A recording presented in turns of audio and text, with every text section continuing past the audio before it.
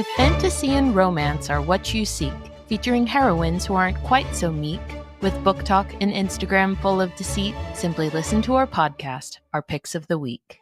I went down the historical romance rabbit hole, and I came up 4 books later, like probably 1,200 pages. My partner was even like, I need to talk to Jordan because this is getting insane. I am so happy. I had no idea, dude. I've been trying. It's like you converting me to fan fiction, honestly. I feel like I owe you an apology, frankly.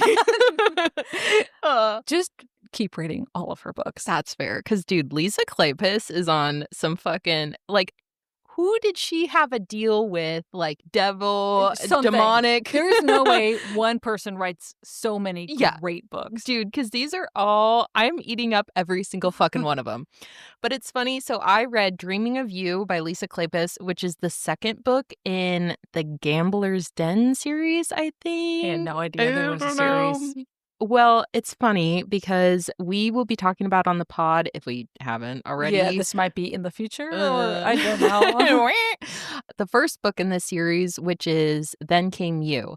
And it was funny because I started reading that book and we get introduced to the love interest of my pick of the week in Then Came You. Derek Craven. Oh my God. I was on page like, I don't even know, like 35. And I was like, Jordan, does this guy get a book? Like, that's the one I'm reading. I love him. He's amazing. The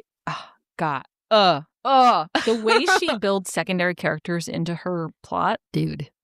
Incredible. Mm-hmm. So the premise of this one, I don't love the heroine as much, but I just have like this like overwhelming urge of love for the love interest that I slam through the whole fucking thing.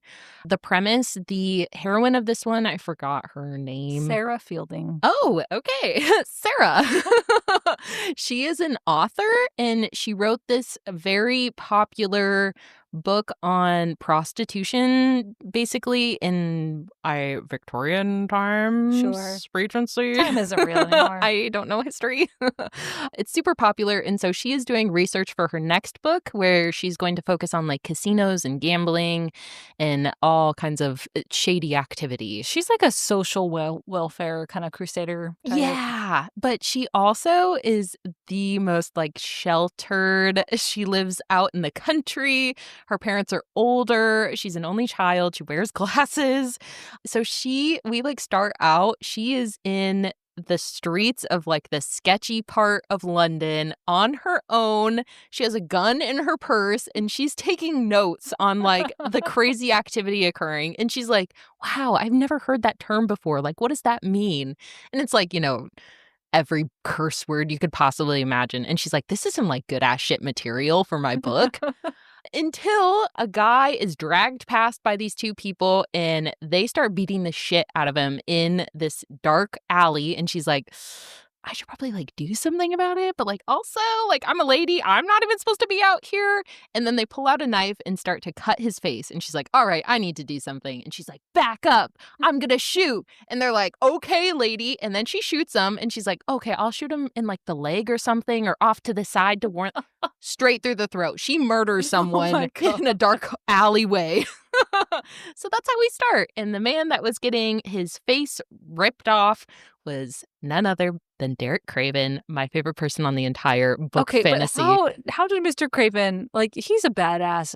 How did he get into this situation? I don't know. I love the fact that as we progress through the story, we find out who was responsible for sending these like thugs after him. And it was a smited lover, this lady who is a crazy sex fiend who has all of these boyfriends. She's like, I am going to fuck Derek Craven. And then she does. And he's like, okay, you're kind of a little bit psycho. Like, I'm kind of like done with this. And she's like, no, you're not. No one is ever done with me. Absolutely the fuck not. Because she even sends him a note and she's like, now you like wear my scratch on your face. Some kind of absolutely unhinged. Bitch is crazy, man. Literally. And so Sarah, our little author, she brings Derek back to his like club where he's a gambler, den, casino owner, super rich guy. grew up on the streets and then became this like big nouveau rich whatever. And he's like, okay, thank you, but you can leave. Like, you look very wholesome. Like, this isn't really your scene.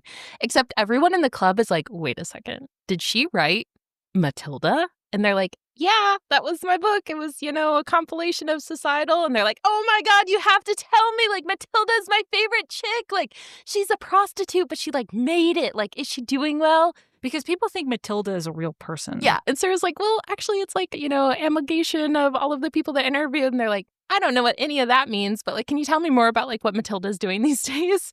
And so everyone loves her and they start to give her, insight for her next book.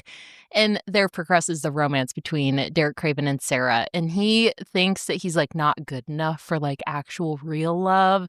And Sarah's like, nope. Like, I weirdly am attracted to you because you're obviously hot and you have like a lot of like brooding going trauma. on. Let me fix you. Literally.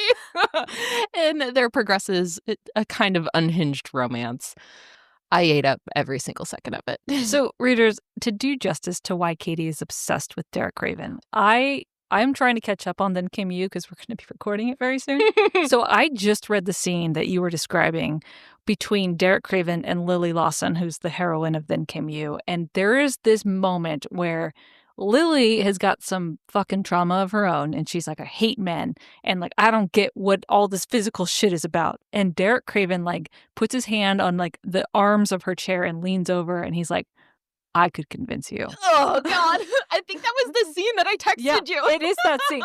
Like, I could convince you and you wouldn't even fight it. Oh, my God. And then he's like, but I'm not going to. And I think it's that charisma of like the confidence of knowing that you can do something and then choosing not to do it. Yup. That's Derek Craven. Yup. Oh, my God. I feel like for the full effect, though, you have to read Then Came You and then read it. Because I feel like with a lot of the historical romances, and I feel like you've told me this too, that you can kind of like jump in whenever. And I feel like the first one I read in a different series was like number 5 or something. I traumatized you with that one. I'm sorry. But this one, to get the full Derek Craven effect. You need to see how other people view him to really appreciate his perspective once you get to it. Yeah. And it kind of bummed me out, though, because I feel like he was better written in Then Came You. And then when he got his actual like romantic subplot, I was like, that's not the real like Derek Craven. But dog, Oh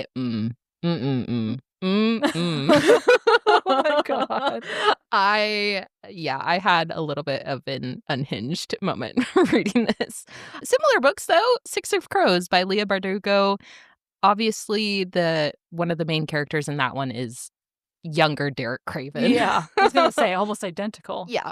And then also The Elf Tangent by Lindsay Buroker. This one is a little bit more, a distance relationship, but I feel like the heroine in The Elf Tangent is identical to Sarah Fielding. They're both yeah, I could totally see that. That's just a little bit weird, sheltered, nerdy. Yeah. And then finally, this one Jordan recommended, Devil in Winter by Lisa Kleypas or Suddenly You by Lisa Kleypas. If you have even remotely dabbled in historical romance, you have heard of Devil in Winter. It's probably her most talked about recommended book. It's in her Wallflower series. And again, it's like the 3rd or 4th book in the series. Dude. But it's the same setup where you have like this gambling owner. I feel like Lisa Kleypas writes in eras. And so Then Came You, Dreaming of You is her like early 90s era where there's still some questionable like gender norm stuff and like maybe some stuff that may need to be rewritten for modern audiences. And then Devil in Winter is like her revisiting those tropes that she did in the early 90s, but doing it on a more modern take. Oh, interesting. And then again, she has her 3rd era, which is the stack of books I just gave you, which is an even more kind of let's revisit the tropes that work, but do it in a slightly different spin for more modern audiences. Because you also said that Lisa Kleypas was going back and like re-editing her books. I'm not so sure how in depth she edited. I know that different versions, like new publications of her older books, have scenes altered or removed. I think what's talked about a lot is Secrets of a Summer Night, which is the first book in the Wallflower series. There is a prologue in the original that has been left out because it's like not even like the hero kind of forces a kiss on her. And so I think that was removed. But that is such a fundamental like opening scene that establishes the relationship that it kind of newer versions without it, it doesn't hit as hard. I could see that. Interesting. Mm-hmm. I am now a Lisa Kleypas fangirl. I am Finally.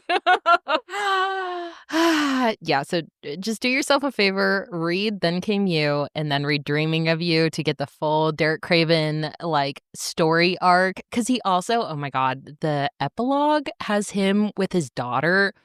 Mm-hmm. Dog. What's the daughter's name? Do you remember? It's something kind of cute that I was like, oh, Is it Penelope? It might be Penelope or Harper. That's right, because Devil in Winter is his daughter's story. Dude, what? Oh my God. I have too many books on my TBR. They keep exchanging out 1 and 2. Jesus Lord, save me. Okay, well. There you go. From my shelf to yours. We'll see you on the next page.